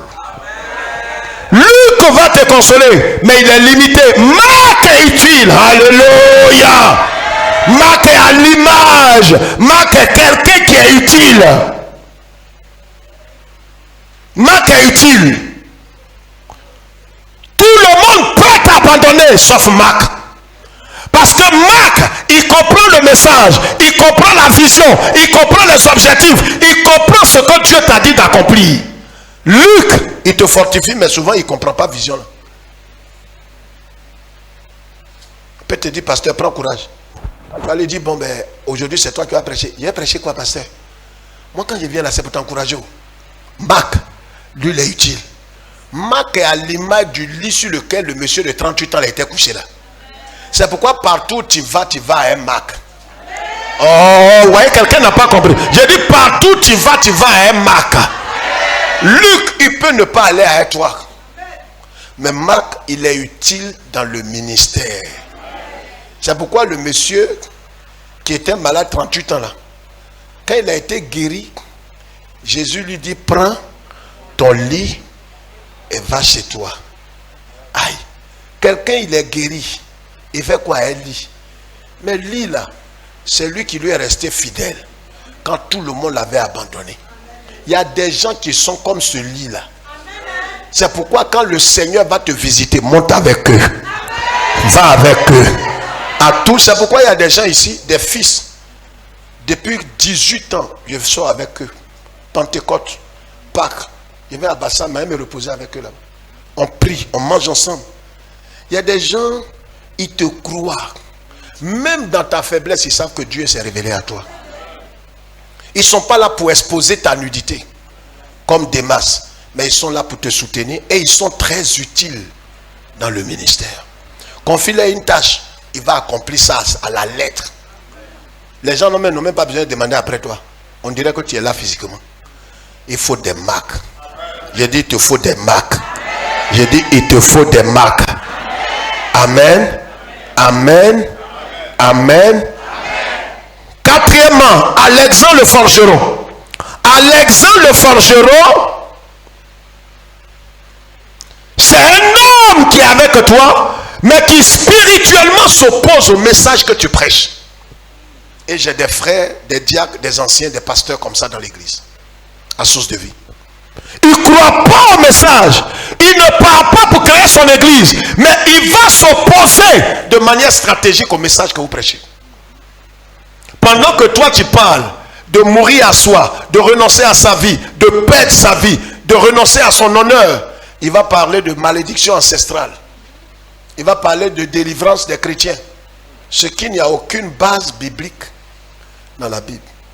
Si un chrétien ici peut me trouver un verset où les apôtres ont chassé les démons dans le corps d'un chrétien né de nouveau, venez me voir.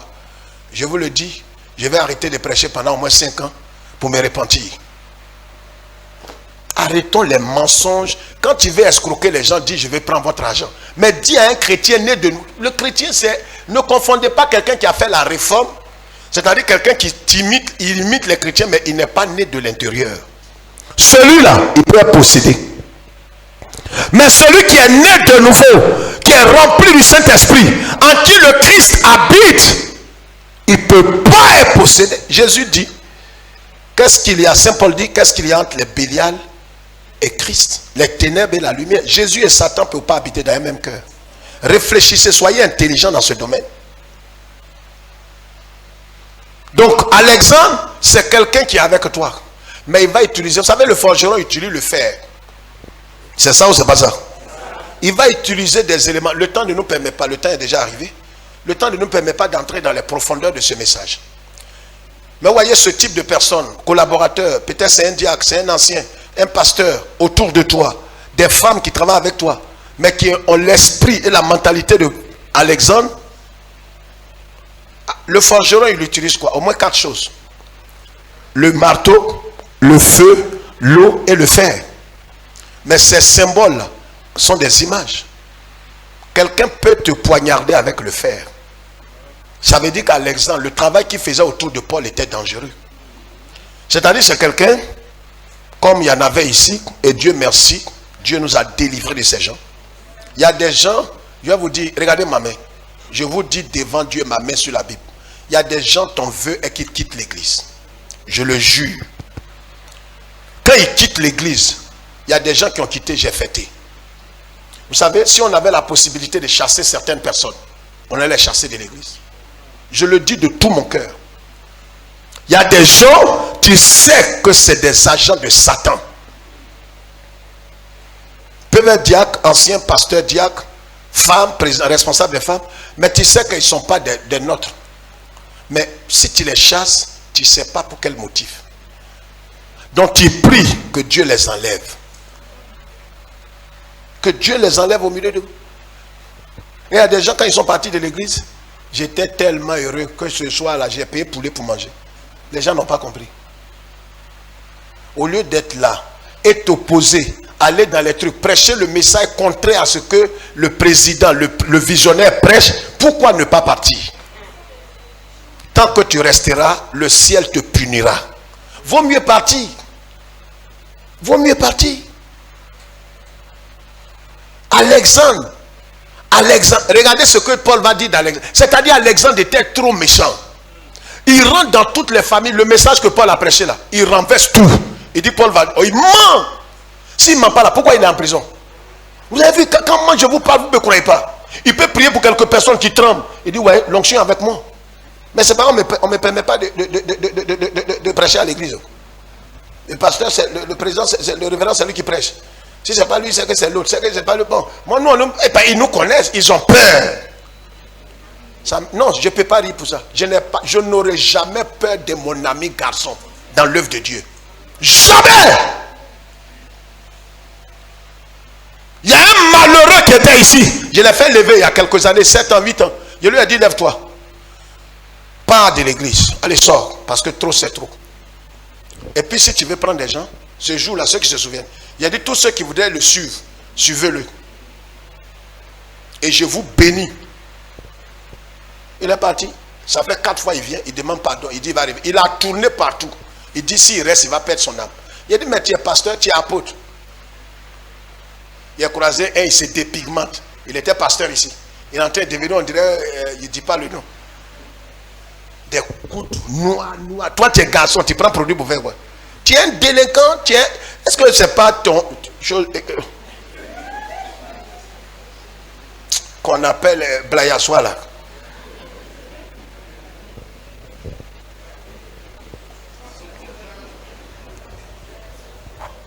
Blayassois, c'est dans le dictionnaire. Le dictionnaire baoléique.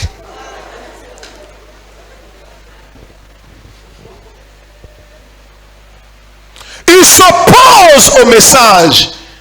Il cherche par tous les moyens de vous nuire.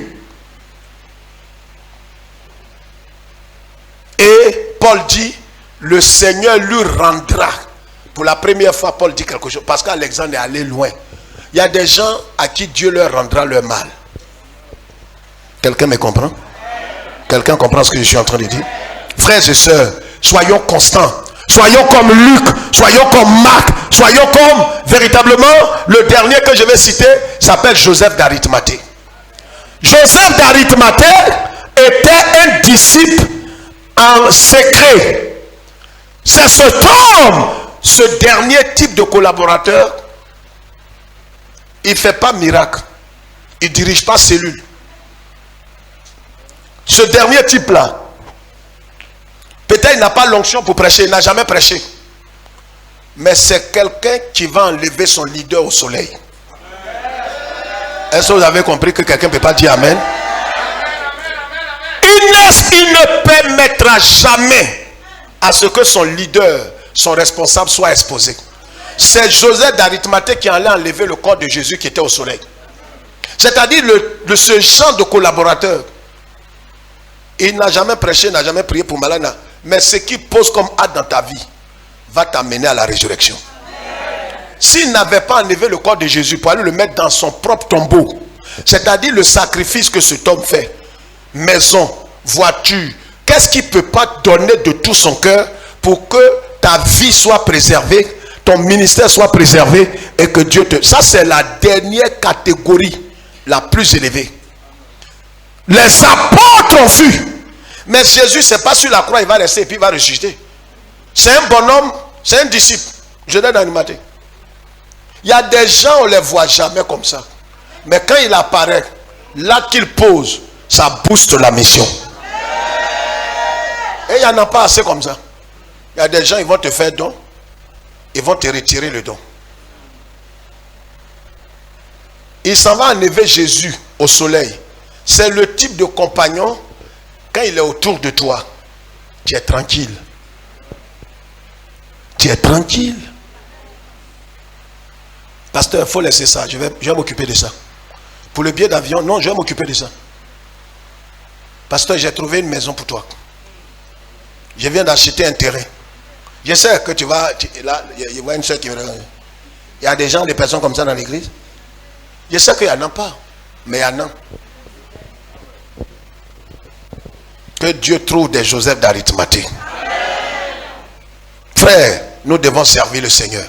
Aide ton pasteur à atteindre ses buts, à atteindre la vision, à atteindre les objectifs. Ne sois pas un obstacle. Ne t'oppose pas. Ne lui barre pas le chemin. Facilite-lui la tâche pour ne pas que tu arrives au suicide. Président des femmes, président de jeunesse, pasteur toi-même, facilite la tâche de ton collègue pasteur. Que Dieu nous bénisse. Sois un ouvrier utile. Ne sois pas Alexandre, ne sois pas Démas, sois au moins Luc, sois au moins Marc, sois au moins Joseph d'Arimathée. Si tu ne peux pas être l'un de ces gens, sois quelqu'un. Quelqu'un m'entend? Quelqu'un m'entend? Que Dieu nous bénisse. On va acclamer le Seigneur.